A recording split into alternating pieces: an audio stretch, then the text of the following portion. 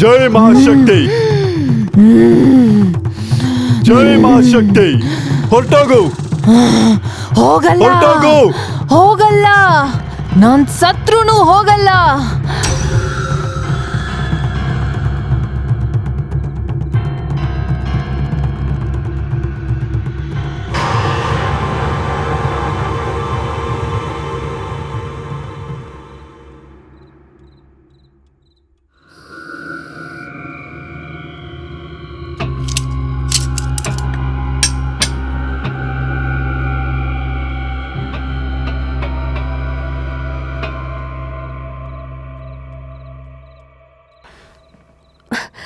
ಇದೇನಿದು? ಲಾಕ್ ಹೇಗೆ ಓಪನ್ ಆಯ್ತು? ನಾನು ಎಷ್ಟೇ ಟ್ರೈ ಮಾಡಿದ್ರು ಓಪನ್ ಆಗಿರ್ಲಿಲ್ವಲ್ಲ. ಹಾಗಂತ ಈ ರೂಮಲ್ಲಿ ಏನಿದೆ?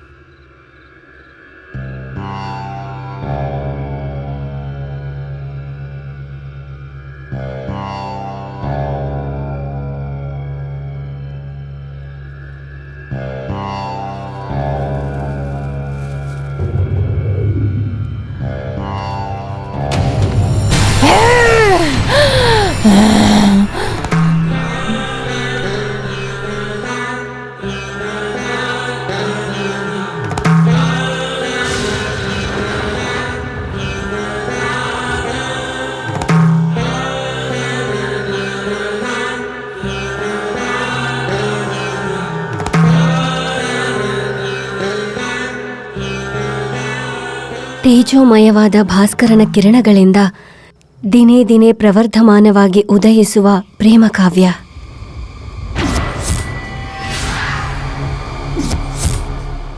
ಯಾರಿವಳು? ಇವಳೇನ ಅಂಗುಳಿಕಾ? ಅಂಗುಳಿಕಳ ಪುನರ್ಜನ್ಮವನ್ನು ಪಡೆದವರು ಅವಳ ಮನಸ್ಸನ್ನು ಕೇಂದ್ರೀಕರಿಸಿದರೆ ಆ ಪವಿತ್ರ ಸಂಕಲ್ಪದ ಮುಂದೆ ನಿನ್ನ ಪ್ರೇತಾತ್ಮಕ್ಕೆ ನಿಲ್ಲೋದಕ್ಕೆ ಸಾಧ್ಯವಿಲ್ಲ.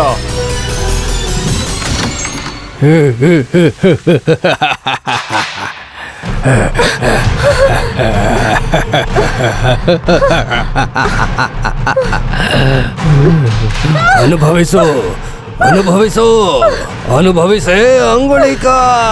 ಶತಮಾನಗಳಿಂದ ನಾನು ಅನುಭವಿಸ್ತಿರೋ ನರಕಕ್ಕಿಂತ ಇದು ಏನೂ ಇಲ್ಲ. ಒಂದು ಸಾಸುವೆ ಅಷ್ಟು ಅಲ್ಲ. ತುಚ್ಛ, ತುಚ್ಛ. ನನ್ನ ಪ್ರಾಣ ತ್ಯಾಗದ ಮುಂದೆ ಈ ನರಕ ತುಚ್ಛ ಕಣೆ ಅಂಗುಳಿಕ, ತುಚ್ಛ. ಅನುಭವಿಸು.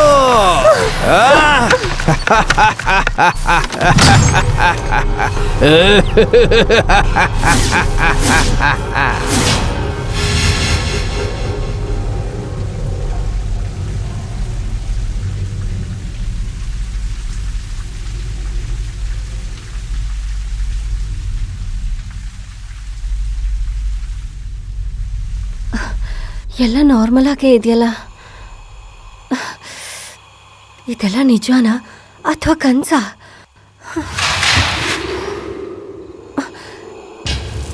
ಯಾರು?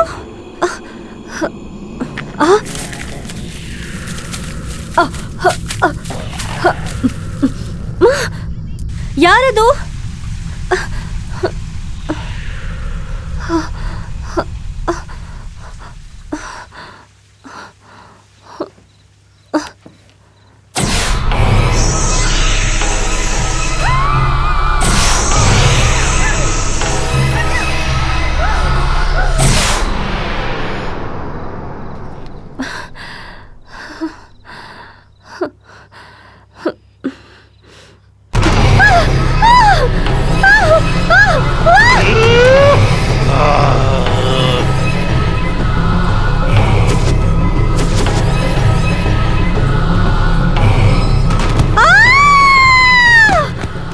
ಏನಾಯ್ತು?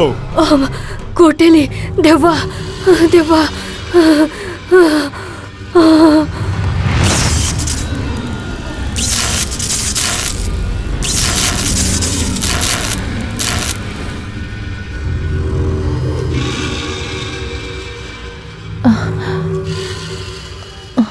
ಹಾಗಾದ್ರೆ ಪ್ರವಳಿಕಾಗಿ ಏನಾಯ್ತು? ಪ್ರಿಯಾ ಓಕೆ ಅಲ್ವಾ? ನಡೀತಾ ಇರೋ ಇನ್ಸಿಡೆಂಟ್ಸ್ನ ನೋಡಿದ್ರೆ ಈ ಕೇಸಲ್ಲಿ ಮನುಷ್ಯರ ಜೊತೆ ಮಿಸ್ಟೀರಿಯಸ್ ಪವರ್ ಕೂಡ ಇದೆ. ಏನೋ ಮಾಡಬೇಕು ಅಂತ ಏನೋ ಹೇಳಕ್ ಟ್ರೈ ಮಾಡ್ತಿದೆ ಅಂತ ನನಗೆ ಅನ್ನಿಸ್ತಾ ಇದೆ. ಟೆಲಿಪತಿ ಮುಖಾಂತರ ನಾನು ನೋಡಿದಕ್ಕೂ ಇದಕ್ಕೂ ಏನೋ ಕೋಇನ್ಸಿಡೆನ್ಸ್ ಇದೆ. What's going on Gautam? Yes Priya, ದೇವರು ದೆವ್ವ ಅಂತ ಡಿವೋಷ್ನಲ್ ಆಗಿರುವಂಥ ರಾಮನೇ ಕ್ರೈಮ್ ಮಾಡಿರ್ತಾನೆ ಅಂತೀಯ, ಅಷ್ಟೇನಾ? ನೋ, ಖಂಡಿತವಾಗ್ಲೂ ಹೇಳಕ್ಕಾಗಲ್ಲ. ಆದರೆ ಅಷ್ಟೇ ಖಂಡಿತವಾಗ್ಲೂ ಪ್ರವಳಿಕಾಗೆ ಏನು ನಡೆದಿದೆ ಅಂತ ಅವನಿಗೆ ಗೊತ್ತು. ಪ್ರತಿ ಮಿಸ್ಟರಿ ಕೇಸ್ನಲ್ಲೂ ಯಾರೋ ಒಬ್ಬರು ಬ್ರೇಕಿಂಗ್ ಪಾಯಿಂಟ್ ಆಗ್ತಾರೆ. ಅದೇ ಥರ ಈ ಕೇಸ್ನಲ್ಲಿ breaking point Raman. Let's go. ಹಾಂ, 6 ಶತಮಾನಗಳಿಂದ ಇರುವಂತ ಪ್ರೇತಾತ್ಮ ಈಗ ಮತ್ತೆ ಅದಕ್ಕೆ ಜೀವ ಬರುತ್ತಾ? ಅಂಗುಳಿಕ ಸೂರ್ಯಗ್ರಹಣ ಮತ್ತೆ ಸಂಭವಿಸುತ್ತಿದೆ.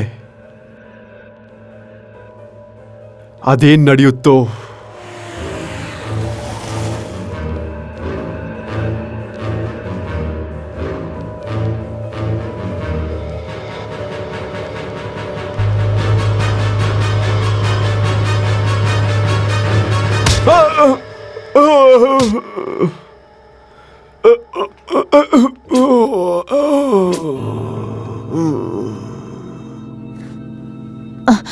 ಹೇಳು. ನಿನ್ನ ಮೋಡಿ ಮಾತುಗಳಿಂದ ಇಲ್ಲಿರೋ ಜನರನ್ನ ಏಮಾರಿಸ್ಬೋದು, ನಮ್ಮನ್ನಲ್ಲ. ಹೇಳೋ, ನನ್ನ ಫ್ರೆಂಡ್ ಪ್ರವಳಿಕಾನ ಏನ್ ಮಾಡ್ದೆ? ಏಯ್, ಏನೋ ಡಿವೋಷನ್ ಮೇಲಿರೋ ಮರ್ಯಾದೆಯಿಂದ ನಿನ್ನ ಮೇಲೆ ಕೈ ಎತ್ತಾ ಇಲ್ಲ, ಆದರೆ ನಾನು ಗನ್ ಉಪಯೋಗಿಸ್ತೀನಿ. ಹೇಳೋ.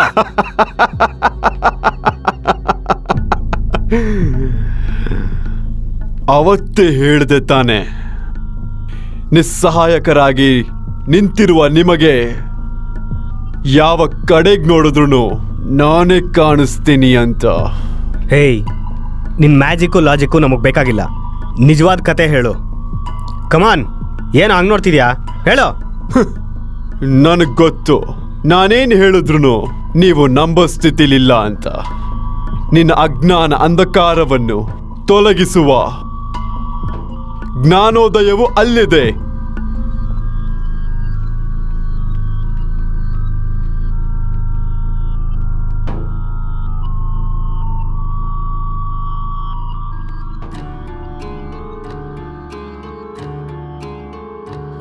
ಅಂಗುಳಿಕಾ, ಚಂಚಲವಾಗಿರುವಂತ ನಿನ್ನ ಮನಸ್ಸನ್ನು ಬಿಟ್ಟು ಏಕಾಗ್ರತೆಯಿಂದ ಓದು.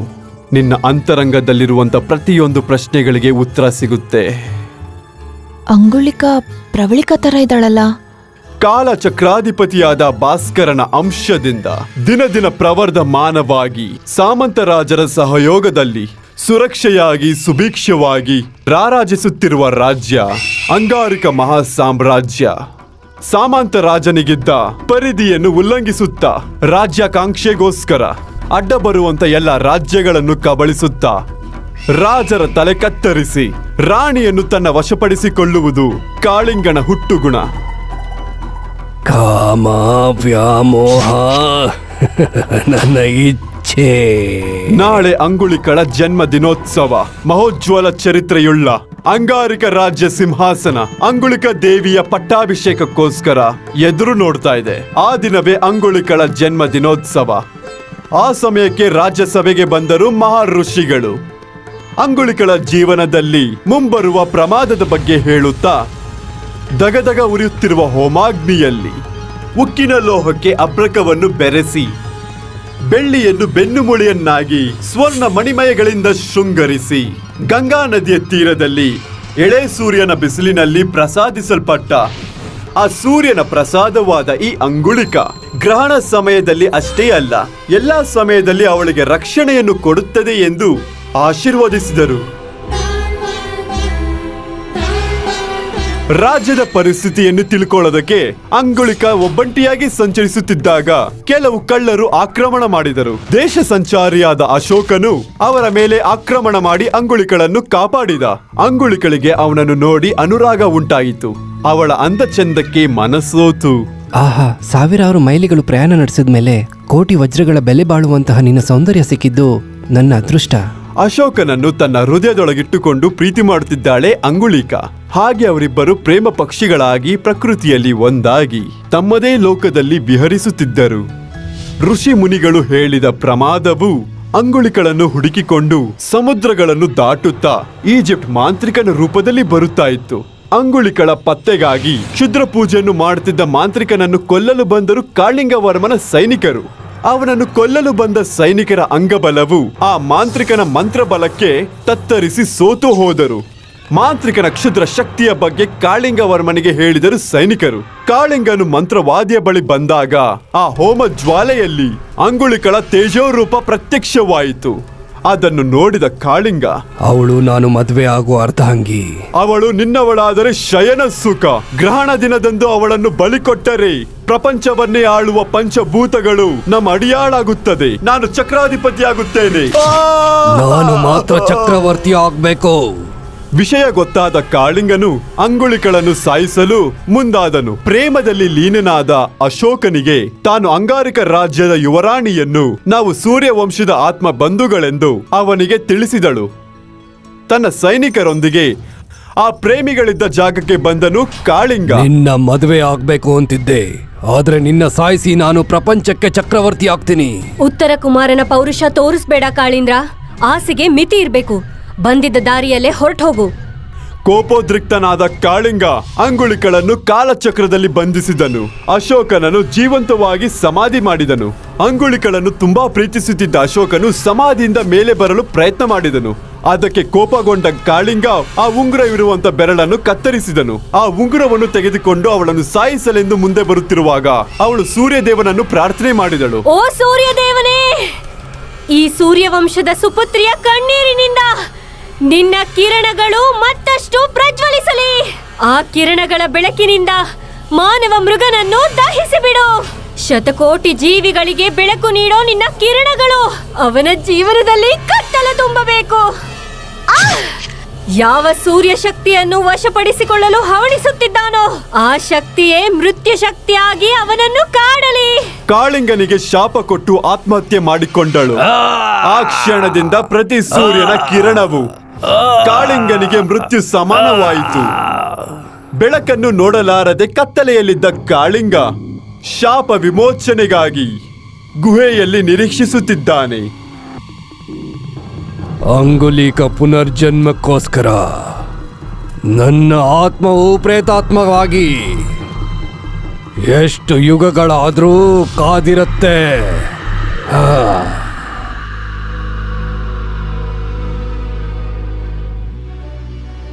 ಏನು ಇದೆಲ್ಲ ನಿಜನಾ? ನನ್ನ ಫ್ರೆಂಡ್ ಪ್ರವಳಿಕಾ ಇತಿಹಾಸದ ಪುಟದಲ್ಲಿ ನಿಂತೋಗಿರೋ ಅಂಗುಲಿಕನಾ?